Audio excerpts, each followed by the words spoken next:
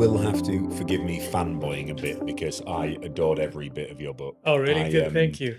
My favorite book of the year by a Oh, mile, thank you. and Thank you. and bear in mind mine launched this year, so Yeah. yours is way better than mine. I much Oh, wow. preferred it. What And was your book about? so it was the first chapter of our story. So going from Okay. idea to building the concept of the Right. business out. I've just finished number 2. That'll come out in next spring. Yeah, you must have been so proud of yours. It is beautiful. I enjoyed writing it, and I'm working on I actually just finished yesterday my second book, actually. Congratulations. Which is, How does it follow on from the first? Is it a no, different? it's fiction. It's fiction. Is it really? Yeah. Yeah. Which is what I really wanted to write, to be quite honest. In fact, the only reason I wrote the first book is I felt I could make it read like a story, like a novel. So And it does. yeah. And it does. Did in the sort of crux of your first career, I don't know how you describe that chapter. Yeah. Did you read a lot of fiction then? I've always read a lot of fiction, though, probably went through a very extended period of time where I had my head up my ass in my manner of speaking. So I actually didn't read much at all. Yeah. But yes, always enjoyed reading fiction, much more than nonfiction. I understand what you mean. There's we've only got a certain amount of bandwidth, right? And if every waking second is preoccupied by work and life, there's no room for more inflow. Yeah. I don't read fiction. You don't read fiction at No, all? not Really? at all. Okay. And actually, I came to books really late. So I was a big maths data geek as a kid. Yeah. Always So saw was the that. world through I was a numbers. math geek. Yeah. Yeah. Yeah. But I never, reading just wasn't a thing. So Yeah. there weren't really books in my house when I was a child. My parents weren't really reading. And I only started reading when I went on holiday with I read the minimum amount to get through uni, and I read the minimum amount of papers to do my PhD. Right. But literally tight on the subject as we could. Right. And I went on a holiday with my now wife and her parents, and I was complaining about being bored. And she threw a book at me and said, "You're not allowed to complain until you've read that book." Do you remember the book? I do, but it's really embarrassing. Okay. I will tell you. It was a collection of Jeremy Clarkson articles. So it's so bad. It's so entertaining. Bad. It's so bad.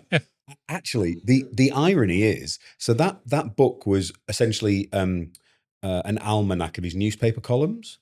Now, my book was written in short essays reflecting on different experiences we had, with a short reflection, because we're on such a learning curve for the first 2 years. We'd go learn about agriculture, about land management, about sporting, about built property, about local communities in different places. So as I'd be leaving these places, I'd write a piece on them to document what I thought about things, because as a new business, we had no stated position on things. So we had to develop that as we went. Yeah. And then at the end of that period, I revisited each one and decided and described how my thought patterns had changed and adapted. So actually, I pretty much copied the format of that first book in mine. Yeah. I have a somewhat cynical view of nonfiction. I actually think that most people, including huge, blockbuster nonfiction books, Harari is a great example, right? I mean, it's sort of read a 700-800 page book, and you could just as well have summarized it. Well, whatever you wanted to say, you could do in a podcast like this, or you could write like a 2-page blog post or whatever. It just doesn't rate a book. You know what I mean? I mean, just distill it. What's the message? Unless you really write in a way that, kind of your prose sings and then people just read for its own sake, or you've got a compelling story to tell. To me, those are the books worth reading, because most messages you could... Mine's at least a third too long. Mine serves as a self-defense weapon, because it's quite chunky, and a third of it is unnecessary. I did feel that way about it. That is fascinating. Your when you revisit your first book, how often do you find a sentence or a phrase that you feel does sing, that you're really proud of? Are there some in there that you love? Well, for one, I don't revisit because I just know. I mean, that first book, they literally, and I'm not exaggerating, they had to pull it out of my hands, because you're always editing and you always feel there's something you can tweak. And I just know if I went back, I would go back and say, that line you wrote. I mean, come on, you know what I mean? I mean, so I just avoid doing that. I 100% know it. Yeah. Have you done the audiobook of yours? I didn't do my own audiobook. Maybe I should have. I think I'm a little bit more confident now, but I got someone else to do it because it is, particularly with fiction, there is an element of performance involved, if you know what I mean. Mm. And so it was done by actually a British actor. He was in Homeland. He played the head of the Pakistani ISI. He's very, very good, actually. Love it. But given that it's my own memoir, a lot of people have told me it would have more impact if I'd done it myself. So we looked at doing it, and I went to start, and I had the exact experience that you described about you read it. I wanted to change it. So I started freelancing the lines and changing how I'd say it now. And Penny's like, no, you can't do that. You have to. You got to be true to the book. Yeah. Because I think probably 5 or 10 sentences or paragraphs that I'm really proud of, where I felt like I absolutely positioned the phrasing and the wording and things. And in your book, it's interesting. Maybe we're not good judges of our own things. There were so many wonderful phrases in yours that I just thought were beautiful. Right. Did you manage to find a few that you loved when you look back? Not that you do. To me, the toughest bits to write, the stuff I still am proudest of, is I'm not very expressive, sort of male stereotype, right? And particularly my generation. So kind of talking about losing my parents, how I felt about that, those were the toughest to write. And I had to really kind of dig deep. So I think, and some of that resonated with people. I mean, kind of the idea of how losing your parents feel, and how that kind of brings out the child in you, your only links with your childhood. Those were some of the things that I felt good about in terms of having kind of gotten it out there in a way that made an impact on people, the way that people could relate to. It was the amazing question that was posed, right? That you're either trying to make up for your father's mistakes or live up to their expectations. Yeah. It used to be, I thought I was trying to live up to my dad's expectations, whereas in time I've realized actually I was trying to be very different. Yeah. So that's not an original line. I think that came from Obama. It did. Sorry, I shouldn't credit you to that one. But it was positioned beautifully. Yeah. It was. We should probably start by telling people who you are and what you do. Joe, thank you. You want me to do that? I do. Yes, please. I know you didn't read the memoir, but I am going to make you do this bit. Well, I am. I think it's fair to say at this point, I am a committed writer. This was The Money Trap, that is, was my first attempt, a memoir, and I'm very committed to. In fact, I just got done finishing my second book, which is a work of fiction, and it's probably a year away from publication. So that's very much kind of what defines me. But in the past, I've been a banker in my early days for 17 years, all over the world, New York, London, Hong Kong even, and then an investor focused on the technology space. So that's a large part of what I did. And I guess beyond that, kind of a family man, been married almost 40 years, 2 kids, and that's a big part of kind of what defines me. That's wonderful. So I read your book earlier in 2025. Right. Adored every moment of it. So this is an absolute treat for me to have you on the podcast. Thank you. Really appreciate it. Thank you for having me, I should say. Yeah. My absolute pleasure. So we're going to dive straight into the book. Yeah. So I love the early in the book the references to Hendrix and Handel. Yes. Yeah.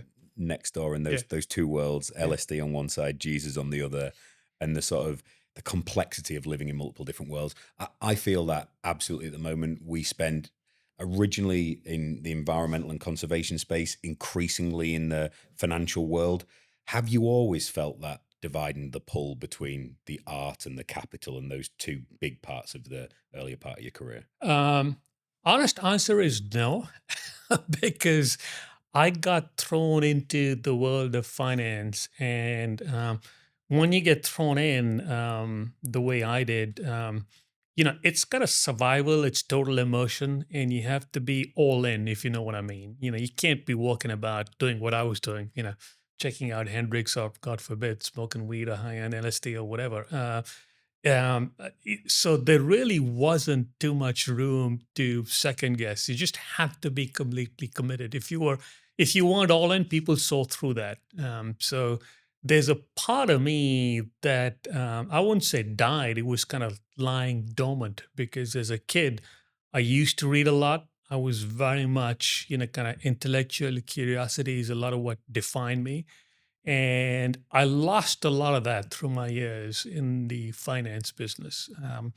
And I probably stayed in there too long. And it's kind of nice to be, I'm much more at peace with where I am right now, which is just, kind of let the mind run loose and look around you and observe people and observe life in general. And so I did lose that. So that, that little scene you described, to me, walking down every street, London's great that way, right? I mean, every street you walk down, there's so much history that there's a little story behind everything, and that's a little bit of what I was trying to capture with that opening scene.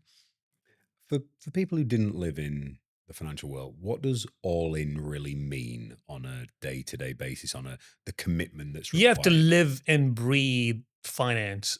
You have to give everything you have to it, and it's like being in a ring with, I don't know, pick a name, Mike Tyson or whatever. You let your guard down, something's going to hit you, someone's going to hit you, and it's a really hyper competitive environment. The adrenaline, kind of you're on a constant high, takes a lot out of you.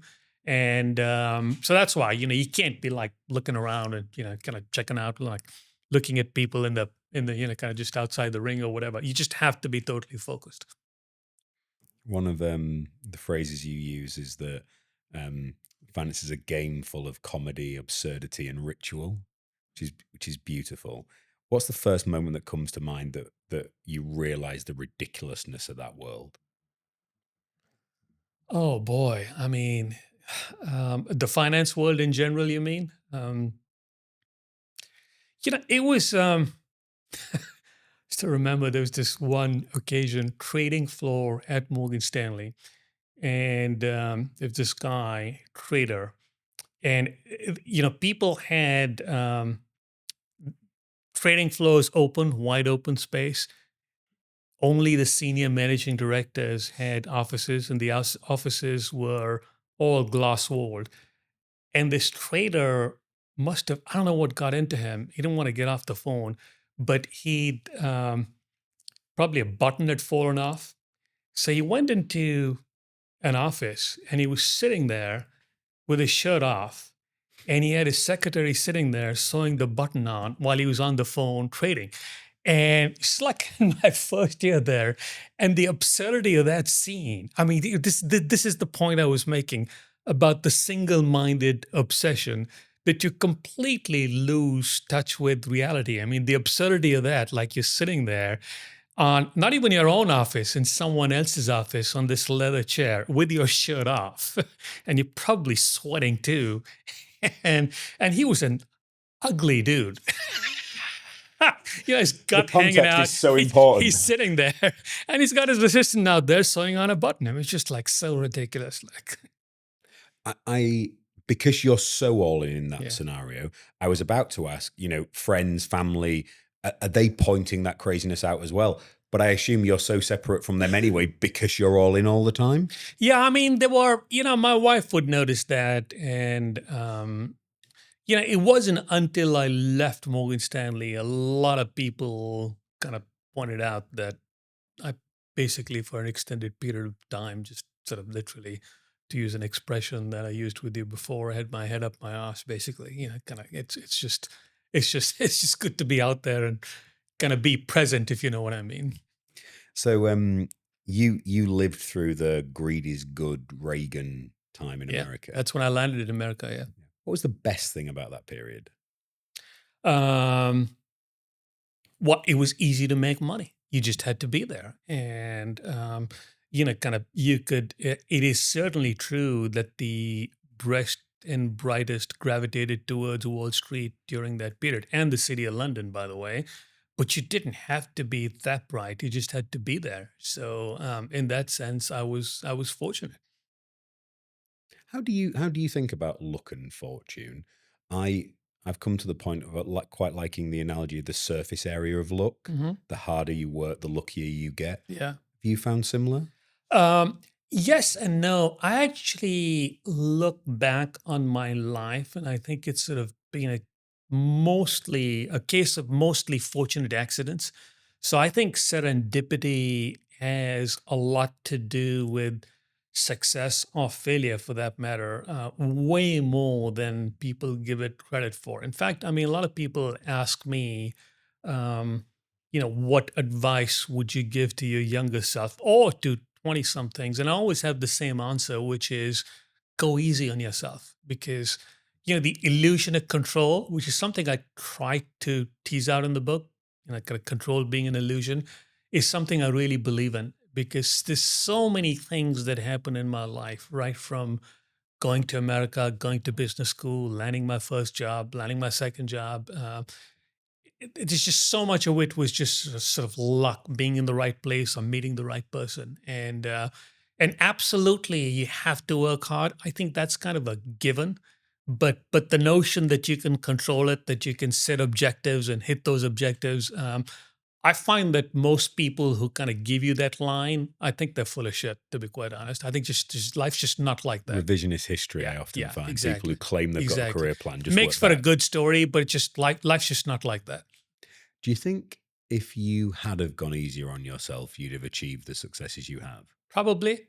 I really do. I really do. I think I would have gotten to the same places. I might even have done better, to be quite honest, because that success, that burnout, kind of people look at that, and I think most people like to see people who are less stressed out, a little bit more relaxed, a little bit more at ease with themselves. So I'm not sure if it really helped me, to be quite honest.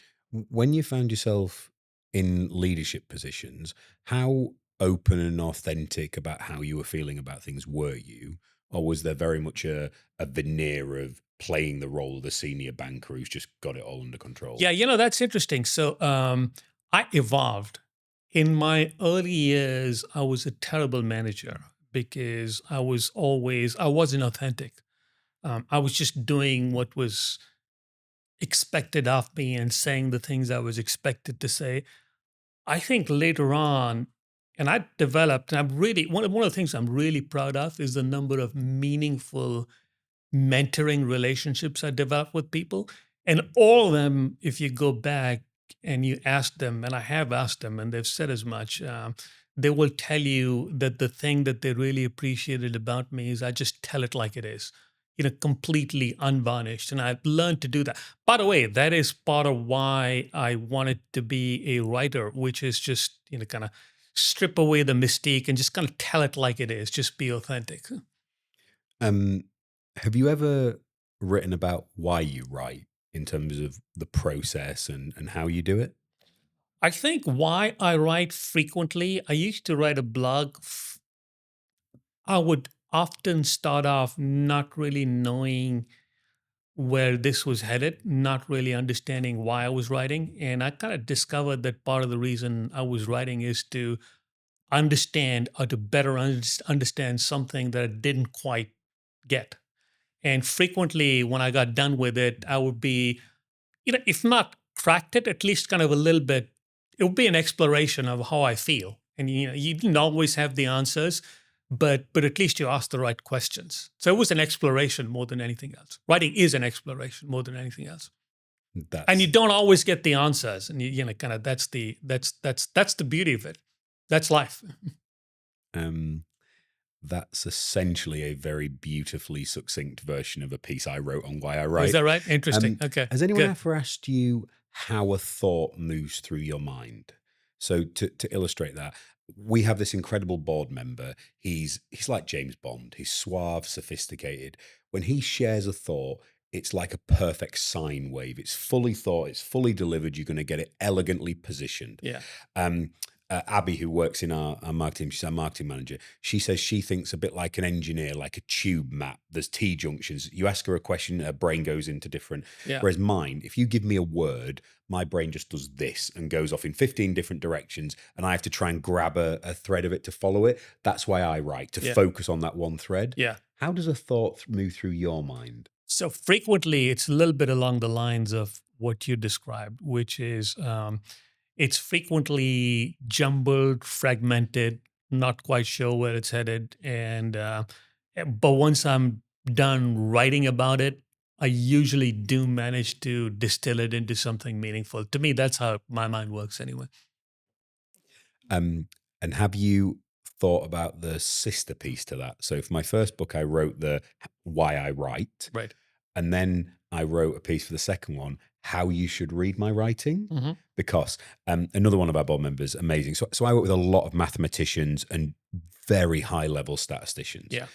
And they want to read an instruction manual, Yeah. factual short sentences. So I wrote a piece to describe how it is a journey of exploration for me. And actually, I love ambiguity. I love conceptual collisions. Sometimes I just want to play with a phrase or a word and see how they sit together on the page. So I actually wrote that, please don't look for absolutes. Do not necessarily look for clarity. Couldn't agree more. Yeah. Yeah. I'm suddenly having this realization that perhaps I love your book so much because it's just like a much better version of my writing, and that's why I adore honestly, it. I mean, it's interesting. I've had a lot of people write reviews, individuals, publications, etc. But my favorite, not because it was great, like 5 stars or whatever, was something The Economist said, and it described the book as a Rorschach test for the reader, and at least for me, that really hit the spot because, and then it went on to say, what you make of the book, what you make of the story probably tells you something about yourself because you could read it and you could see this as glorifying this cult of making money and deal making. And that's fine. There's enough in there to kind of fuel that. Um, but you could equally interpret this as an indictment of the vacuousness of this culture of chasing money, making money, etc. Right? I don't invite. I mean, I share my experience, and I let the reader form his or her own judgments. And to me, that's the way writing should be. I mean, I think the notion that it's so presumptuous, the notion that you and I can sit there and tell people what to think. I mean, I think what you want to do is tell a story. In this case, it's a memoir, so it's my story, and let people make what they want of it. Have you ever heard the comedian Jimmy Carr speak on a long form podcast when he's not performing comedy, just when he's being himself? I have not. He's a genius. Really? Okay. A genius. And if you follow it through logically, the speed of thought and the use of language that they do on a day-to-day basis, of course, comedians are incredibly bright. Yeah. But he's like an amazing philosopher. Really? Okay. And he says, the jokes don't happen with me. The audience is the genius. Yeah. I offer them words. The humor happens in their mind, not mine. That's interesting. That's a great observation, actually. Yeah. We're literally 3 years into the age of AI with ChatGTP, and do you see echoes or lessons learned in the 80s that are relevant to AI and what that's going to bring to the economy and the world now? Well, first of all, I do talk about this in the book. My old boss, Masayoshi Son, was talking about AI obsessively, not just as sort of a something, by the way, in 2014. So there are people who've kind of seen this coming for a while. In fact, he was way ahead of his time.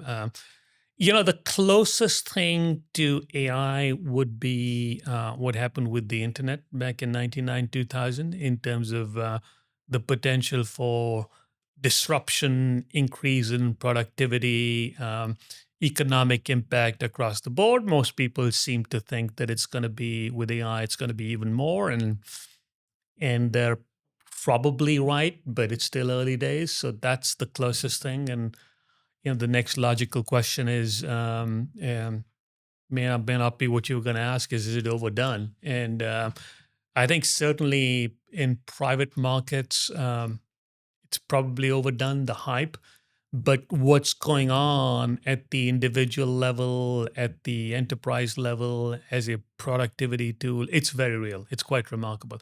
I've actually started to use AI as a tool with my writing, and it is extremely useful. You can't get AI to write anything for you. I mean, it's not replacing, kind of the human side of expression. It's very robotic, but certainly research and editing, it's a phenomenal tool. And I think from a business perspective, particularly everything that's repetitive, whether it's customer service or coding or whatever, I mean, there's just so much of the cost structure of every enterprise that you're just going to have to completely cut out, including your business, I bet. 100%. So Yeah. we use it a lot. Yeah. A lot already. Yeah. So that the crux of our approach to land acquisition is data led. Right. So we've built a proprietary algorithm that measures every square meter of land in the UK. Yeah. And we buy in the arbitrage between what traditionally people think land's worth and what we know it's worth today. Right. So we've done that across millions and millions of acres. Yeah. My view on AI at the moment is if you gave me the choice of any new graduate, single person, or the use of AI, I would take AI. But if you offered me a really brilliant graduate I've already got, I'd still take the graduate. So it's at that cusp at the moment.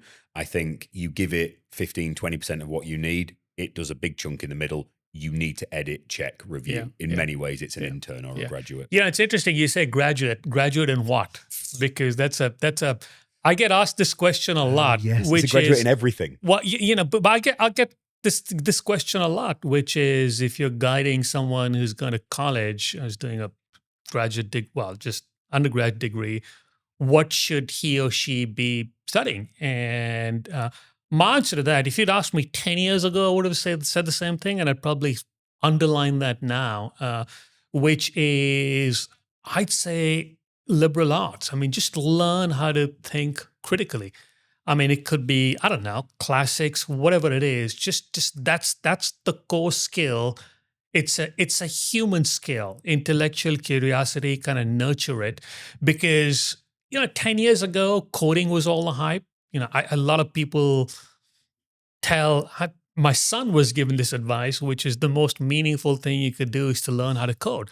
Well, guess what? That's a completely useless robotic skill replaced Natural by AI. language coding Right? now, yeah. And I think being able to think critically, to be well read, to understand what people have dealt with through history, I mean, that's just never going to go out of fashion. So that's a better answer than my answer. I go with follow the thing you enjoy the most. Yeah. Follow the passion. I think yours gives you a better skill set. Well, I think what you said is a little bit dangerous, and I do touch on that in the book, because I think follow your passion is horrible advice, because I think the line I used in my book is, if I'd followed my passion, I'd be sitting out on a beach in Barbados smoking weed, listening to Steely Dan and reading Zadie Smith. You know what I mean? I mean, because I'm very, very good at that sort of thing. And I really, really enjoy it. But you might have had a lovely life for a while. Yeah, but who would have paid for it? Yeah, that's the challenge, right? Yeah. You mentioned your old boss Yeah. and him being 10 years ahead of his time. How was he so ahead of his time? It's a great question. I don't have a good answer for you, because if I'd cracked that code, or if I could give you that code, we'd all be billionaires. So that's kind of what makes him special. I mean, he has crashed and burned a number of times. He went from being the richest person in the world to having lost the most money. He was in the Guinness Book of World Records for both, if you can believe. Lost $76 billion. It's just a mind-blowing number. And when the markets crashed in the year 2000, and but the remarkable thing about him is, not once but repeatedly, he scored mega trends. He called the internet. He called what's happening with AI. He's called smartphones, mobile phones. And he describes himself as, I'm the crazy guy who lives in the future. And he really does. People think of him as this gambler, but he's not a gambler. I mean, gambling is thrill-seeking behavior. He makes very large bets, which seem outrageously risky to someone on the outside. But if you're kind of living in the future, which he does, it's just not that risky. What does his information flow look like? What does he read? What does he see? How does he It's a gather? great question. He doesn't read. He's not a big reader. I'm not even sure in fact, I'm quite certain he hasn't read my book. He reads, he reads papers. I mean, he certainly cruises the web, mostly in his native language, which is Japanese. So no, I mean, which is why it's a little bit frustrating. I mean, people kind of think, there are a lot of things you can learn from his life, probably resilience more than anything else. I mean, he's crashed and burnt, and people have written him off completely, right? And people have made fun of him. The FT they really do make fun of him. They have a lot of fun at his expense. And he's a really colorful character, but, kind of frequently some of the silliest stuff he does, he slides with, he has this, golden goose kind of thing going. He describes his business as SoftBank, that is, as this company, a business that lays golden eggs. And, people make fun of that. But, he's a lot of the time he's trying to be ironic. But, coming back to your question, that apart from the resilience factor, there isn't that much you can learn from him. I don't know how he pulls it off. It's quite amazing. Um, my wife did her undergrad dissertation on the maths behind the Enigma code. Okay. So as a result of that, I love everything Bletchley Park and Yeah. Alan Turing. Yeah. And they say about people who met Turing, there was just a different level of genius. So you can meet really clever people, Yeah. and you can think, okay, they're really bright. When you hit that different level of genius, there's just ideas that come from a place you couldn't even imagine. Yeah. In your life, have you met those type of intellects that it's like, that is just something I cannot comprehend where that's coming from? Yeah, no, I think Masa was like that. I mean, he would say things that just seemed completely, totally outrageous. He would do deals that everyone, including me, thought were outrageous, but I kind of had the confidence that this guy's kind of a visionary. He doesn't think the way I do, and I shouldn't gauge success or failure of a particular investment or a particular deal based on conventional thinking. I'll give you a great example. The biggest deal I did, the one I was probably most closely associated with it when I was at SoftBank, was a British company called Arm. And that company, in terms of its share price, was very expensively valued. To buy control, we paid a really hefty premium. And it was quite predictable when we bought the company. SoftBank, the acquirer's share price crashed by almost exactly the value of the premium that we paid. On the face of it, didn't seem like a very intelligent decision, but I never questioned it because he had this vision of where the world was going. And ARM, for those of you not familiar with the company, I don't know if you are, they design chips, and part of their secret sauce is the chips are supposed to be energy efficient. And guess what? In an AI world, having energy efficient AI chips at the edge of the network is priceless. And he's gone from being, kind of a $10 billion loss to what is over $100 billion gain on that. So he does things like that. And so you just gotta, you can't look at him or gauge in the short-term basis his decisions with a conventional mindset. Whilst it isn't gambling, you can understand why that language is used, because for a decade you've got to be prepared to be called crazy. Yes, absolutely. You don't see the outcome. It's not like a toss of a coin. You see Yeah. the outcome 10 years later. Yeah. By the way, there's another side of being thought of as crazy, and it's kind of a little bit of the Donald Trump factor, because if people think you're crazy, if people think you're going to do stuff that's irrational, frequently they're like, I'm not going to go up against this guy, right? And that's that Trump, I mean, tariffs is a great example, right? I mean, do I really want to risk my country? Like, come on, this guy's crazy, so I'll just cave. And Trump's got away with a lot. Massa got away with a lot too. I mean, there's a company we bought in early days when I started off working for SoftBank. We bought this company in India. It was a competitor to Uber, and there were two competitors to Uber in India. But once we bought one, the other one just caved because nobody was going to back them, because who's going to go up against this crazy guy?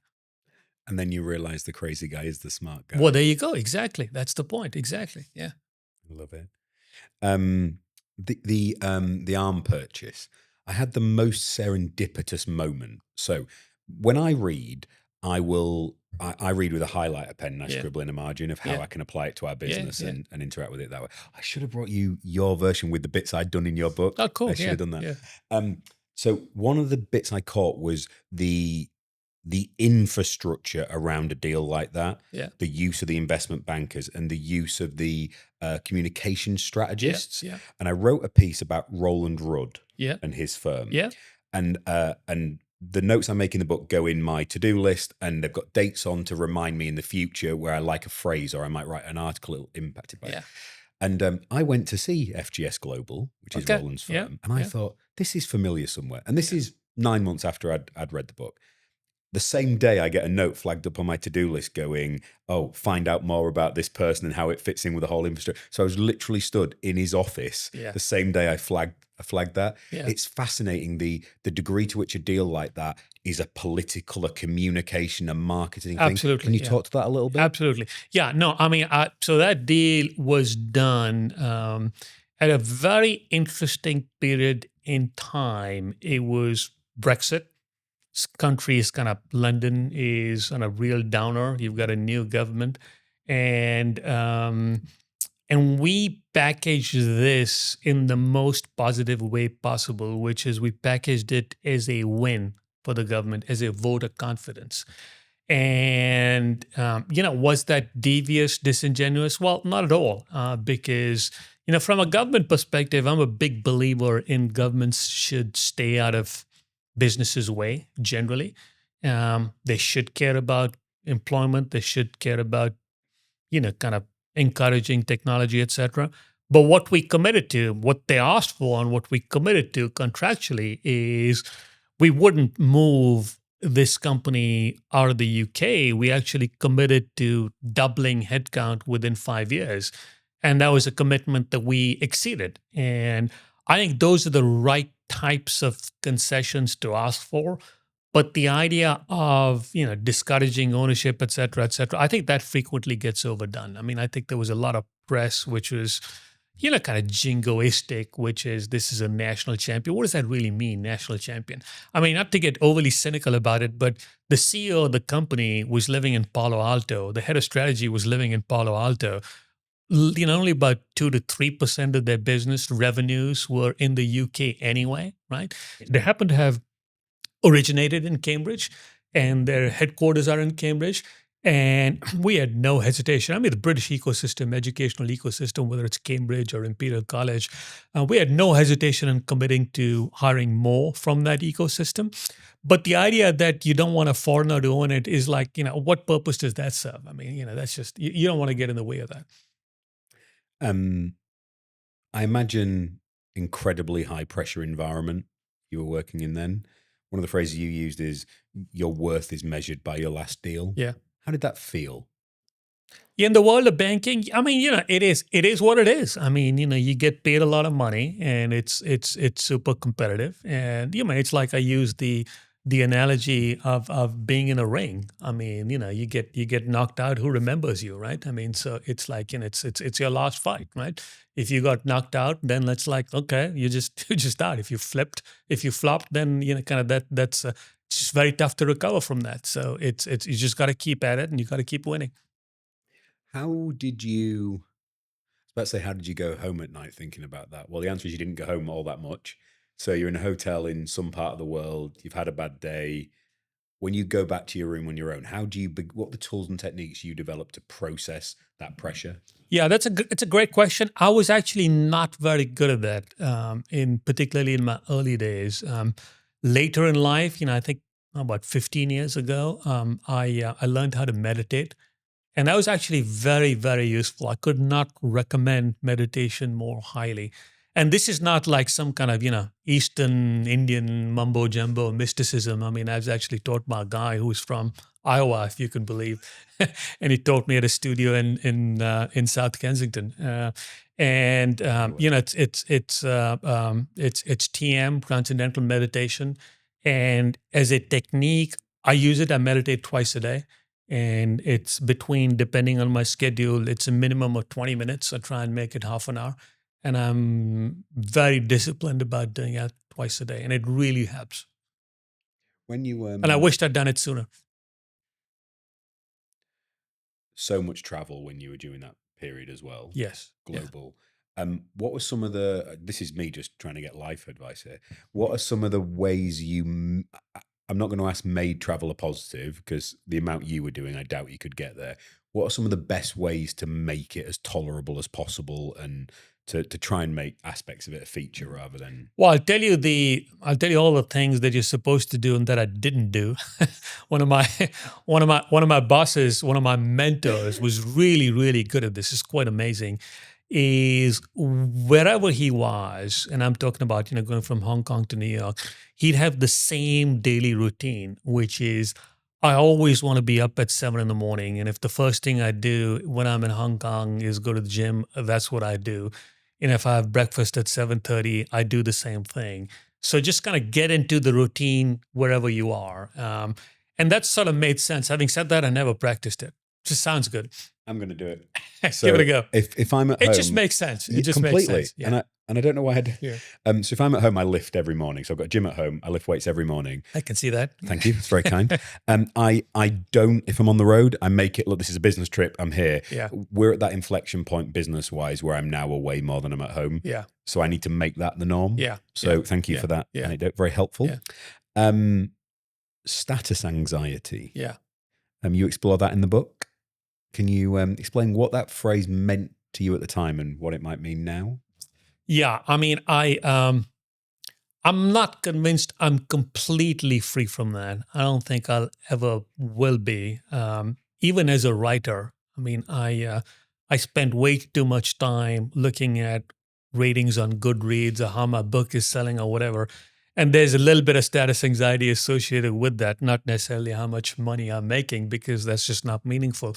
But I think that's a disease, and it's not a disease I've completely kind of excised out of my body. It's horrible. It's a recipe for unhappiness. And I think everyone in the world of finance, in the world of banking, is caught up in that. It really is quite horrible. I mean, in my early days in banking, I used to get a huge kick out of the fact that if I worked late, I could get free dinner, or there'd be a black Lincoln sitting outside the office idling there that could take me home. I thought that was really cool. Driver in a uniform and black leather seats and all that good stuff. And the little things that you used to get pleasure out of. And then it's like, flying first class was just a very big deal. And then you're flying private, and then you want a bigger. I mean, you just get so jaded. It's a disease, and it's never enough. And you're always kind of looking over your shoulder, looking what the other guy or gal has. It's just a recipe for unhappiness. And I've seen that, and nobody gets rid of it. You get paid $1 million, but you're unhappy because the person next door is making 1.2. It just never stops. Have you ever heard of the Kano model? No. So it's the psychological description of what you just articulated. So it says the analogy they use is if a person takes their partner a bunch of flowers home on a Friday, they say, "Thank you, this is wonderful." Second Friday, "Oh wow, what a surprise." Third Friday, "Where are my flowers?" Yeah. So you just adapt to the norm. Absolutely. Exactly. As you did Absolutely. there Yeah. each time. Yeah. It's human nature. Yeah. It's not easy to overcome it. I'm not suggesting I've overcome it, but it really is. It's horrible in the world of finance. It's what defines you. Money is what defines you. In the absence of that earlier in your career, would you have been on the beach instead, though? What being on the beach wasn't really an option, right? Because I kind of grew up. It's just an accident of history. I grew up middle class in India. You had to go out and make a living, and there wasn't much opportunity in India. And you're thrown into, in my case, immigrant in the United States, and you're on your own. You've got nothing. There's no support system. So it really wasn't an option. So the notion of being on a beach was, it's Indians aren't big on the beach anyway. We were born with a tan, right? So forget the beach. It is, it's leisure just wasn't an option. You just got to go out and you got to do your thing and actually make money, quite simply. Yeah. I was the first person in my family to finish school, never mind university. Yeah. We were poor. Yeah. I've been poor. I've been less poor. Yeah. Less poor's better. Yeah. Yeah. When you think about the fuel that did drive you in that regard, where's that balance between ambition and insecurity? I'm not sure what you mean. So I guess the other analogy is it the driving force behind wanting that success in the next one? Is it chasing the victory or the fear of defeat? Yeah, it varies. I mean, I think for me, it wasn't about victory or defeat. It was, to start with, it was mainly about just earning a living. Yeah. Right. And then I think once you're in that business, you get caught up in it, and your ego gets involved, and that competitive element didn't come naturally to me. Other people thrive on it, and it is a bit of a zero sum game. You usually need to frequently need to bring someone down to rise up. And you do get caught up in that. I don't know if you call that ambition, but you do need to develop a bit of a killer instinct. And at least for me, that was an uncomfortable feeling, which I'm kind of gotten rid of now. But there's a lot of that. You see that in the city, you see that in the Wall Street a lot. It's part of what kind of people thrive on, part of what people look for, actually. In terms of selecting talent and Exactly, recruitment. exactly. Yeah. You've got to be competitive. Everything you described about that culture. So I did PhD, half data, half environmental stuff. I was playing American football out in the US for the Great Cool. Britain team, Okay. and I was competing at weightlifting. So everything I was doing was combative and competitive intellectually or physically. I then went and worked in the public sector in the environmental side of it. Yeah. So the least competitive, the least driven. So living in those two worlds was so bizarre. Interesting. Yeah. So what we've done is we've actually brought not the same, but an element of that competitiveness, that high performance culture into the environment sector. Yeah. And that's meant we've been able to cherry pick talent because there's nowhere else to go. There's a few companies now that are coming up, and some are coming in this afternoon, but where you want to be competitive and see how good you can be. Yeah. And then once you start surrounding yourself by talented people, my experience is that's when it gets addictive, because no longer are you the only person driving in the ring. Everyone's pushing. Now, fortunately, we haven't overtipped that yet, where we use the New Zealand All Blacks rugby team rule, no dickheads. If people are coming in and they're only personally driven, you don't get to come in. Yeah. But it will come. The sector's changing at such a rate because for the first time, you go back 5 years, a £40,000 project was a big project in the environment sector. We now have a £400 million portfolio. Right. That's how quickly it's changed. Right. So it is fascinating. Yeah. There's a lot of incredibly talented players in the book. Yeah. So you mentioned Masayoshi Son. Nikesh is an amazing character. Yeah. And you talked about the conversations and working with him being like a chess game. Yeah. Can you talk about what that was like on a daily basis? It's just chess game in as much as he was always thinking a few moves ahead. And I was a very good chess player too, so I get that. But he was always a few moves ahead of me. So he was that was very cool. I mean, he was. From a deal perspective, he was chief business officer at Google, and very early in the day, he wanted Google to buy Netflix, which would have just been an amazing deal. He could see things clearer than most. Still can, by the way. What he's done with Palo Alto Networks after he moved on from SoftBank is quite amazing. I mean, it was a $20 billion company when he became CEO. It's now worth $120 billion now. So he's a serious talent, management talent. What would he say were the pillars, the structures, the way of working that allowed him to succeed? The reason for that question is it's a bit like you said right at the start about your book and it being a story. Rarely do the really brilliant people talk about the dull things, the systems, the processes, the ways of working that make them great. Yeah. But that's where the real information and the magic is. Yeah. So what would he say are the pillars that allowed him to succeed? I don't know. I haven't asked him that question. I mean, I'll just give you my observations. I tend not to think in those terms. I mean, I know that's what people want to hear, like, 5 great secrets to become like Nikesh or Masayoshi Son. But I tell you what, the qualities that jumped out to me, one is what we talked about, which is just pure analytical horsepower.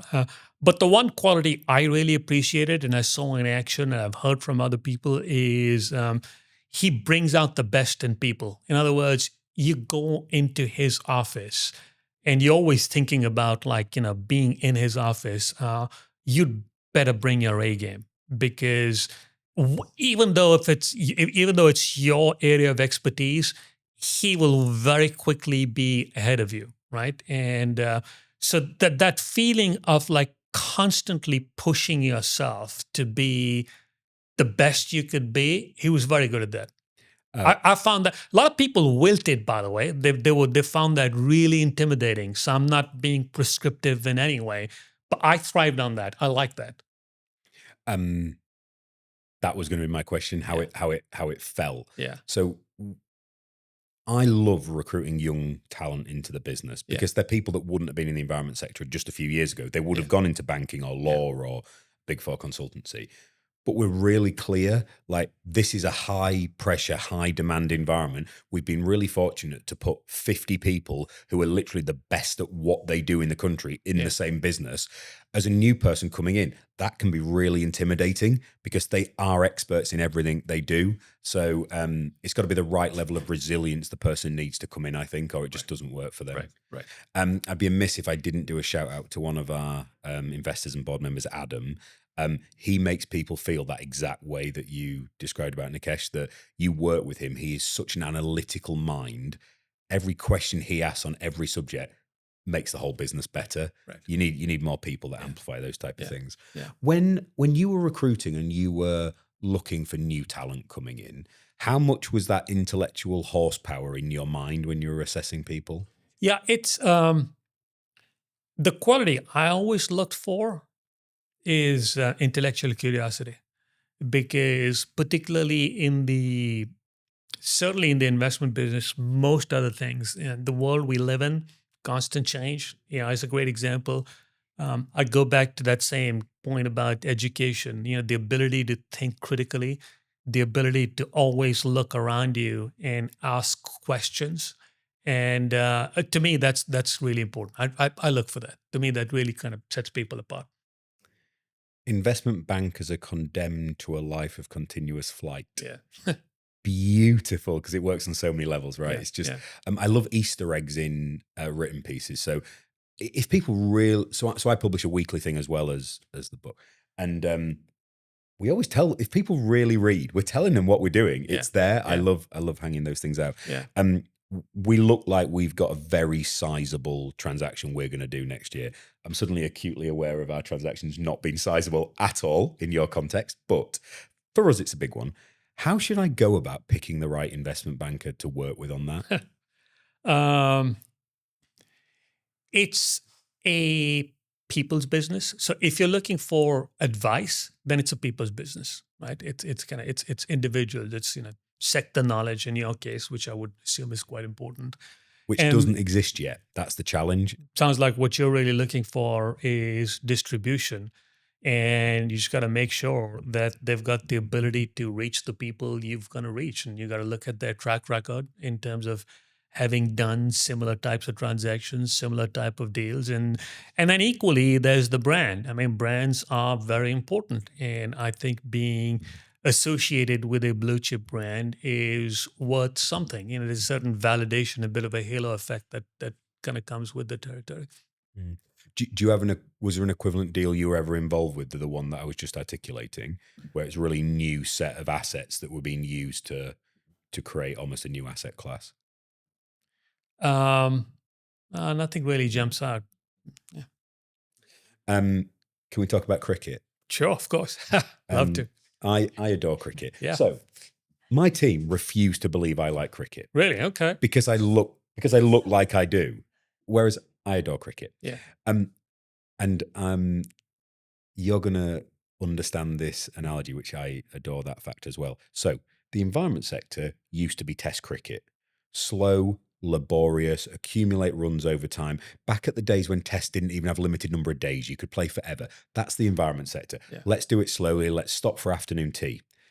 Now the private sector are getting involved and they're investing. All of a sudden, it's the IPL run rate matters. They now understand that a return on investment is required. For the last 10 years, 20 years, the environment sector has said, we want private sector investment. And the investors have gone, what's the return? And the sector's gone, oh, no, it's a gift. That's not investment, guys. That's philanthropy. Yeah. So we have lived the change of, and almost on the same timeline that the IPL has come about, we've gone from Test cricket to T20, which is just amazing. You've got the hundreds now over here, actually. Yeah. It's just a bit too gimmicky for me. Like, they should have just stuck with the IPL side of it, which I just think the elegance of how they delivered that is wonderful. Yeah. What are the biggest lessons you learned from cricket that you've applied to life or business? To me, it's, the best way to say it is, that expression, it's not cricket. You don't say that about American football or boxing.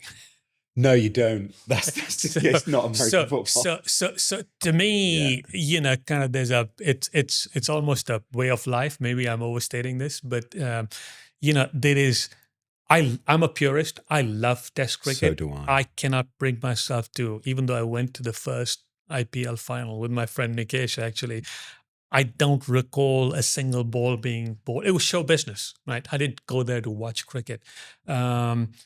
To me, watching the Ashes or India playing South Africa, I could watch literally. I wish I was in Melbourne to watch the Boxing Day Test, for example. To me, I thrive on that. And, the history, the emotion, the sportsmanship, right? To me, that's really fundamental. Have you read Tim Wigmore's chronology of Test cricket? No, I haven't. Oh, no. I'm going to send you a copy of that. Okay. Yeah. And we've got Tim coming on the podcast. Oh, cool. Because I want to explore the ideas through a business lens, because I think the stories just cross over so beautifully. Yeah. I was a left arm wrist spin bowler. Oh, were you? Okay. Yeah. Cool. In the times when they tried to persuade you to bowl right-handed. Yeah. So this is going back in the early 90s, where variety and difference was a bad thing, not a good thing. Yeah. Now I'd have a half a shot at playing somewhere if you bowl left arm leg spin, because it's so rare. Yeah. By the way, I wrote a piece which, it was funny, the Times didn't publish it, but the Times of India did, and it went viral in India. It's a little piece of history. It's a trivia. You may or may not care about this. Well, I'll tell you the story anyway. But it's about the Nawab of Pataudi. Okay. Familiar with the Bodyline series? Yep. You are, right? Yep. Okay. So to me, that's Harold kind of Larwood. Harold Larwood, exactly. Harold Larwood and Jardine, Douglas Jardine, right? So there was the only way to keep Bradman quiet, ball at his body, kind of et cetera, with that leg field. Well, I was shocked. I shared the story with the head of the MCC when we happened to be in his box, the India-England test, and he didn't know the story. So the Nawab of Pataudi, the original Nawab of Pataudi, made his test debut playing for England. He's the only cricketer to have played for England and then for India. So he played his first test for England in the Bodyline series and scored 100 in his first test match. But when it came to leg theory, he was asked to field at leg slip, and he refused. And because, again, it's just not cricket, right? He was dropped. Never played for England again. Century in his first test match for England, right? He was an absolute sensation. He was captain of Oxford, scored 280 in the Oxford-Cambridge match, etc. Never played for England again, never played international cricket until he played for India, but that was after independence. So he went from 1932 to 1946, and he was too old by that time. He's only played 2 test matches. It's just a great story, amazing. Actually. When you get a fragment of a memory, this is in Tim's book. I'm not 100% sure it's the same person, but there's a story that I think it might be, that when returning to England to tour, was stopped at customs and was asked, is there anyone that can vouch for your reason for being here? And his answer was the Queen. So I love that. That's the person who's going to vouch for me. Yeah. You used the airport test when you were thinking about recruitment in terms of people that you're willing to spend time with for extended periods. Yeah. When I found that, I just put a big ring around it. So we do the car test. We literally, because we have land from Cornwall to the Scottish Highlands to from the Welsh coast to Norfolk, we literally apply that car test. It didn't feature in the book necessarily, but were there any humorous ones where people really failed that airport test? Ooh, actually, it's interesting. I won't name him, but there were. I hired someone who failed the airport test quite miserably, and he's in a very prominent role now at that same organization at SoftBank. So no, it doesn't. I don't have a funny story other than just to make the point that he was kind of the dullest, geekiest person you can imagine. There's just nothing interesting about him. And I just hired him because he was a safe pair of hands, and everyone around me just told me exactly that, which is he fails the airport test. But yeah, I mean, it's not the. I think it's. By the way, the Google is great that way. I mean, they really do have some very interesting people. The Valley is great that way. Yeah. I was really pleasantly surprised. There's some very interesting people out there. My completely unreasonable, unfounded vision for when we started this business was one day we'd be sat at Sequoia pitching the US expansion of this, Yeah, just because everything I love is US. So my book sold better in the US than it did the UK. Our interesting. brand, like half my LinkedIn following is in the US because I was once described as like a stereotypical uh, Bay Area funded startup founder because former jock, likes lifting weights, got a PhD in data stuff and an English accent. It's Yeah, like the bingo card. there you go. There you go. So Yeah, yeah, so maybe one day yeah, we'll yeah, yeah, get across there. yeah. Um Looping back to, I got one more question on Massa. You said about him wearing crazy as a badge of honor. What do we need now in business? Do we need more crazy and more visionary people? Do we need more people who are that dull, safe pair of hands, that disciplined people for the AI age, for everything we're dealing with now in terms of climate change and biodiversity and a chaotic geopolitical?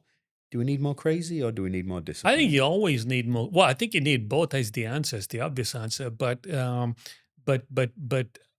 crazy people, crazy like Massa, like Elon Musk, people who kind of who want to solve. And by the way, I don't want to go too long Elon Musk because he's gone off the rails in many respects, which have disappointed me, to be quite honest. But I think that X factor, that crazy factor, in terms of solving the toughest problems in the world. If you're in the environment, I mean, the environment's a great example. Whatever else you might say about Elon, if you accept that the environment is one of the biggest problems we face, he's made more of an impact. In, what did Al Gore do? Make a movie, right? I mean, it's a very big deal. What he's done with SpaceX. Yeah. People kind of complain about the fact that he doesn't pay taxes. Well, he's probably saved NASA, the American taxpayer, tens of billions of dollars, and the environment too, with the idea of reusable rockets. I mean, these are incredibly tough Well, problems. and the environment impact avoided by virtue of allowing Starlink to be a thing. Yeah. We've not dug up hundreds of There you thousands of go. kilometers of land because he's now put the internet in space. And you would have, because again, if you want to get communications ubiquitous, mountains, that you would have to do that. So absolutely right. So I don't think people give him enough credit for that, and I think it's a little bit sad the way he himself is unraveled in terms of his public How persona. But I think you need more people like you. Really do. You really do.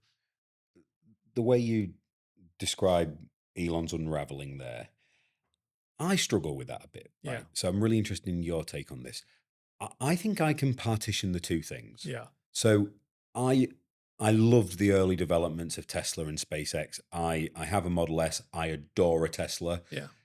I can mentally separate his current political persuasions and behaviors Yeah.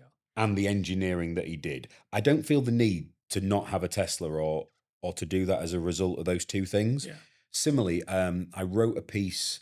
Have you ever met Peter Thiel? I have not. No. Okay. So he wrote a book, Zero to One. Yeah. Yeah.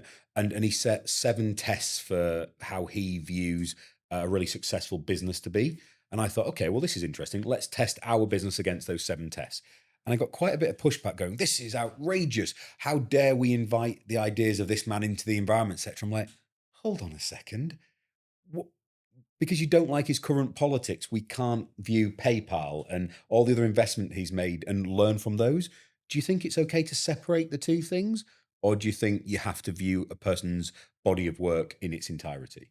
I think you have to separate the two things, but at the same time, I concede that it's very, very difficult to. I think with Elon, it's a little bit of a god complex. If I just wish he'd stick to his lanes and move on to the next big problem. I mean, he was big on the boring company, for example. I Yeah. mean, the solve the traffic problems. Right? By the way, London is And the hideous. I mean, Neuralink stuff as well. Neuralink stuff is very And people interesting. But forget he was involved in OpenAI to start with. yes, of course he was. Yeah, yeah. Um, Tormenting misses. Walking away from Facebook at 10 billion. Is that the one that still sticks, and does it still bother you to today? It doesn't bother me. I wasn't around. I gave that an example of explaining how Masa's own thinking evolved because he is frequently criticized for lack of discipline when it comes to valuation. And I just wanted to make the point that when it comes to technology investing, um, that conventional mindset of looking at discounted cash flow, et cetera, doesn't really apply when it comes to disruptive technologies, which is why bubbles form. You're seeing that in the world of AI right now. And with Masa, it was a case of Facebook. He turned that opportunity down because he thought the valuation was too high, and obviously he was wrong, by a factor of 1,000. Um, and that he internalized that. He sort of determined not to make the same mistake again. That's what I describe it in the book. That's the advice he gave Nikesh and me. So I think the message is in the world of technologies, it's when it comes to disruptive technologies, when it comes to platform business models, you can't make judgments based on valuation. You've got to look at the disruptive potential and you got to look at the entrepreneur. And if those two are in place, then whether you pay 100 million, 200 million, 2, 3. I mean, it's when you're talking about $1 trillion opportunities, it doesn't matter. That's the consistent theme across really, really successful investors. Technology investors, yeah, Yeah. The find the founder. yeah, The single biggest thing that yeah, tracks towards it is yeah, that person. yeah. It's really interesting. Um, there was one beautiful point you mentioned that we didn't look back on was um, one of the reviews of my book. I too read them too much. Sorry, El. Is it said, "Oh well, I was really looking for the secret sauce in this. I wanted the answer of how on earth you actually do these things." All the answers are there. Yeah. People just want the sexy shortcut. I like the quote, everyone wants the view, no one wants the climb. Yeah. The answer is everything matters. One of my lines is how you do anything is how you do everything. Well, it's not one decision that builds a great business. It's every decision every day that compounds. Yeah. But people want the short answer, Yeah. not the... Or equally, there's no kind of one catch-all answer. There's different answers for different people. At least when it comes to life. I mean, when it comes to a specific technology problem, technical problem, it's different, obviously. We talk a lot about contradictions and compromises, especially in something as emotional and morally driven as the environment. People assume there's black and white answers. There really isn't. No, So, exactly. Yeah. for example, I'm a conservationist. I do not ever want to kill anything. As a result of the imbalance across the landscapes in Scotland, we kill thousands of deer every year Right. at my request and on my pound to make that happen. I don't like the fact we're doing that. Does it enter the food chain? Yes, it does. I'd rather we didn't kill anything. Yeah. But that's not a choice I have. Yeah. I have the world we have, not the one we want. Yeah. One of the really interesting things you explored that we've got an incredible head of operations who is an engineering savant. At 23, he was building an iron ore mine in Australia, like one of these people who's done risk management in nuclear, in mining, in aviation. So he's worked in big consequence risk environments. And he loved your reference to it being about the accumulation of risk, not the absolute levels. Yes. Can you talk about how you realized that point and how that felt, where you might have had one of those runs where you were just piling risk on? Yeah, no, I made that point in the context of the financial crisis because if you look at the if you look at leverage, the level of debt at banks, financial institutions, 2007 wasn't the highest point. 2008 wasn't the highest it's ever been. It had been higher before, but the rate at which people had accumulated leverage was the problem. And I think that that's a lot of how bubbles form too, which is kind of FOMO sets in. People want to fear of missing out. People just kind of, everyone wants to get on the bandwagon. You make too many decisions, risk decisions too quickly. And that's when the biggest mistakes are made, right? So it's the second order, it's the rate of change that you gotta watch out for is the broader point I was trying to make. Did you ever intentionally utilize that building of fear of missing out to try and help in terms of valuation of things? Was it ever talked about how, okay, we recognize we're in a bubble here, let's push that? The problem is yes and no. I mean, I could tell you that we're in a bubble now. Let me give you an example. In 1999, a lot of smart people in the investment business agreed that we were in a bubble, right? But if you sat there in October of 1999 and you sold out of everything, you would have lost out on the market, the NASDAQ effectively doubling from October to April or May. And if you look at returns over an extended period of time, if you miss out on a jump like that, you're toast, right? I mean, all those stats you see about compounded returns, averages being it's a classic case of averages kind of statistics hide more than they actually show frequently, right? That 8% average number, kind of doesn't convey the fact that if you'd missed out on big jumps like that, you're not going to get that 8% or 10% return. So to say you're in a bubble is not particularly useful information unless you can actually predict, which no one can, when the bubble is going to burst, when things are going to turn. Have you read Thinking in Bets by Annie Duke? No. Worth reading? I think you'd like that too. Yeah. The Vision Fund. Yeah. When someone articulates the appetite, the desire to raise 100 billion and make $1 trillion promise, how do you think about the balance of something being inspirational versus just not credible? How does it sit between those two extremes? Well, it could be incredible, not credible to people on the outside. I'll go back to what I said. But if you're someone like a Masayoshi Son and you think AI was around the corner, now with hindsight, he was probably at least 5 years ahead of his time, right? If you're a fervent believer in AI, the way he was since I first met him in 2014, you think this is going to happen, right? And if something like OpenAI had come along when he had that vision fund, he probably would have made $1 trillion, right? So it's kind of that's a little bit of what was going on in his head, and he wasn't wrong, but his timing was off. As a result, he ended up making mistakes, which he's acknowledged, like WeWork, for example. But that's the disconnect. So, unsurprisingly, with my love of all things tech and US and things, my line when we started this business is we're going to be the world's first conservation-focused unicorn company. And before we'd spent a penny and bought any land, that I was told that was ridiculous. We're now sat on a £400 million portfolio. People don't think it's ridiculous anymore. Yeah. And that's 4 years. Yeah. Let's hope our timing's bang on. Yeah. Well, if you're an entrepreneur, tech entrepreneur, if people don't think you're ridiculous, you're probably doing something wrong. I mean, I think that's you got to have that attitude. Yeah. I agree completely. Thank you. Yeah. Self-deception helps winners bend reality. Yeah. Talk to that. Well, that's again that same crazy factor, right? I mean, you just I'm not even sure if it's self-deception, maybe it is, but it's that same crazy factor. I mean, people, if you're an Elon Musk or you're a Masayoshi Son, Elon's a great example. I mean, if you're a Tesla fan, you'll know exactly what I'm talking about. People told him you're nuts.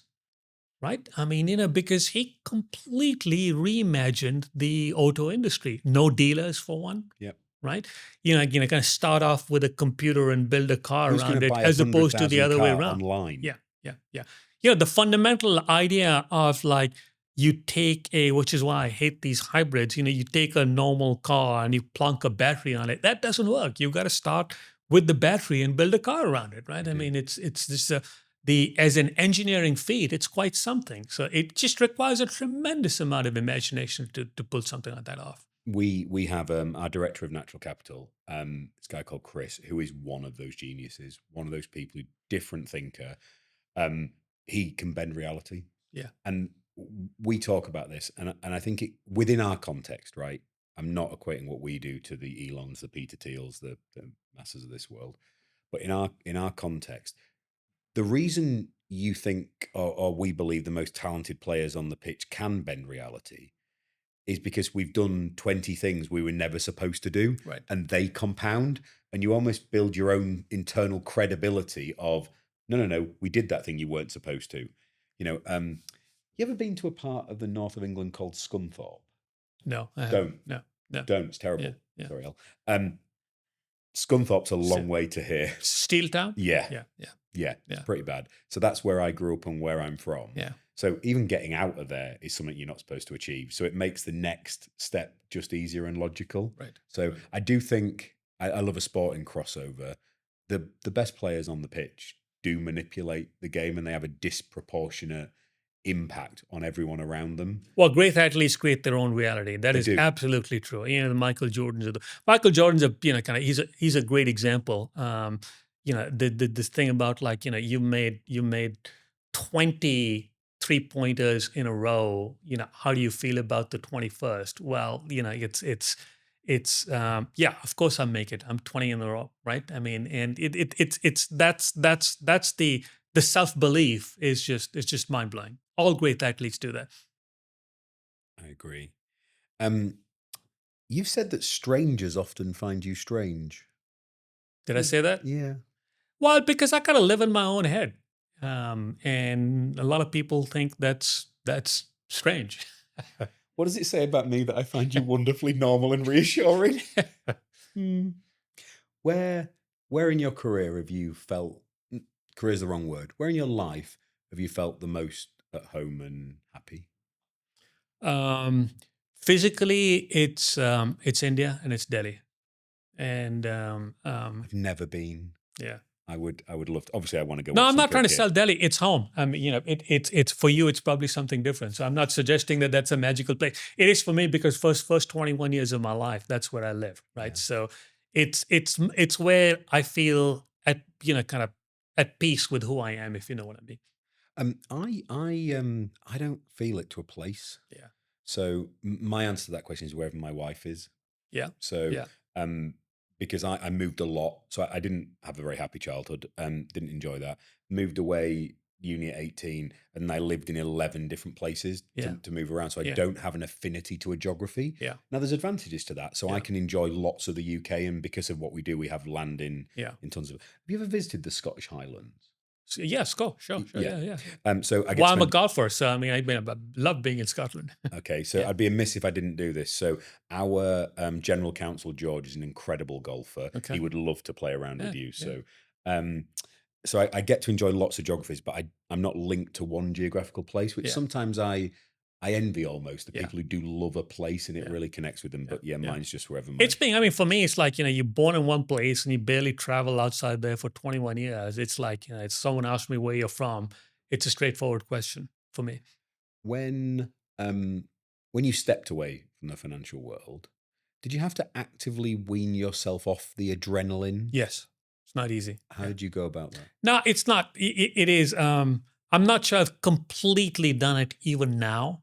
I mean, there is a part of me when I hear, kind of read the excitement around AI and the big deals going down, I just say, man, it'd be cool to be part of this. So Did you almost step back in at any point? no, no, not really. It's stages of life. I mean, I love what I'm doing right now, and you can't always have everything. But it is you're like literally you're on an F1 track, and then you get off, and it's not easy. It takes time. My friend Andrew was very successful in the financial world. He stepped away quite young, got quite a large family, was fortunate in a position where he didn't have to work anymore. Yeah, He just dove into adventure sports. He was throwing himself out of yeah, aeroplanes, the works to make yeah, sure he was trying to find that yeah, same adrenaline. yeah. Um, what about the next chapter? What do you hope comes next for you? Oh, I'm living the next chapter. I mean, this was a very big deal for me. Bold at age 58, I did a full time master's. I was a student. I was in class with a bunch of kind of 20 somethings, and the typical profile of my classmates was late 20s, female, left wing, all wanted to be writers, change the world. And it was just very refreshing. And my teachers were writers. I was older than every one of my teachers, by the way. I asked, they asked, and a lot of them become very good friends. So that was cathartic. I mean, you asked your question about kind of weaning myself. This was like shock treatment. I mean, just being in a completely different world, and it was really good for me. It was actually incredibly cathartic in terms of trying to understand or trying to come to terms with, that world, not good or bad, but that world I was living in. Is there something unreal about it? This is much closer to life generally, right? So it was great from an adjustment perspective. So yeah, I mean that was a lot of my reinvention, and kind of writing a book, and then what came after writing the book, conversations like this, for example, where you've made an impression on someone and then you engage at many different levels. I mean, I've had so many of these wonderful conversations.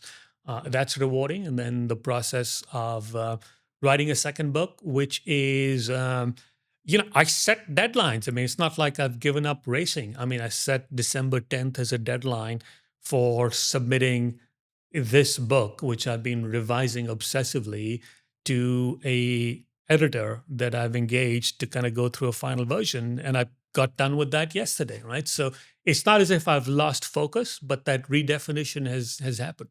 Do you have a formulaic process to your writing? Do you write set times, set parts of the day, set places? No, not really. I'm always at my most productive in the morning. That's when I have my kind of clearest head, invariably. But beyond that, no.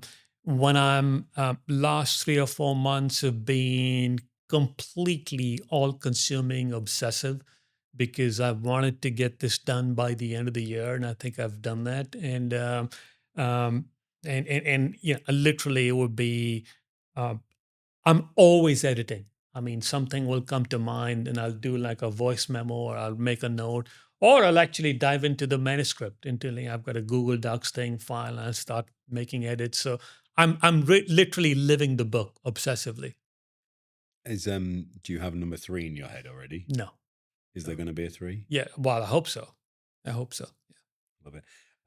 I always end the podcast in the same way. What's the one question I haven't asked you wish I had? Man, you've been all over the map. Can't think of anything. I think we've covered a lot of ground. Thank you so Anything much. you think you missed out on? No? You've got your notes. Just a big thank you from me again. This Thank has been you. an absolute treat. I adored the book. I remember reading it in literally over a weekend, and just the ability to dive into it and explore some of the topics with you has been an incredible privilege. So thank you. I hugely appreciate the time. Great. Thank you. Thanks a lot.